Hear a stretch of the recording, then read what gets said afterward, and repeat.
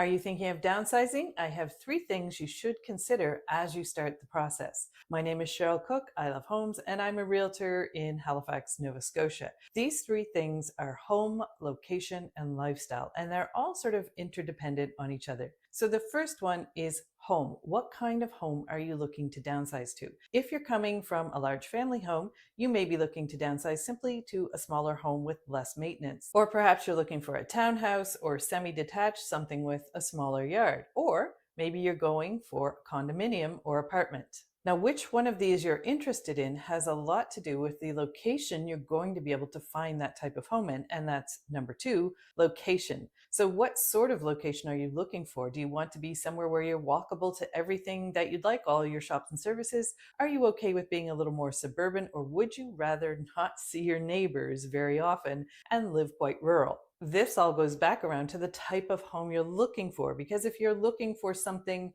that is a smaller home on one level, it's going to be difficult to find that in locations like downtown Halifax. So it's important to think about these two, and they all lead into the final one, which is lifestyle. What sort of lifestyle would you like to lead once you've downsized? Do you want to be in a walkable center, or are you able to go out every day and walk to your coffee shop, to your newsstand, or whatever you'd like? Are you happier in a more suburban setting where you might have to drive to a lot of amenities? Or would you rather have a very quiet rural lifestyle? Now let's give you an example of how this works. Let's say that what you've decided on is that you would like a smaller home that is on one level, built on a slab with a garage. Well, that isn't going to be something that's going to be very easy to find in the urban core of the Halifax area. So that's going to affect the location and the lifestyle that you're able to have if that's the sort of home you want. But there are a lot of options in the suburban areas, or even a few towns and areas outside of Halifax. So it is a good idea to sort of map these things out before you begin the process, but I also think it's a great idea to go and see samples of each if you're not sure.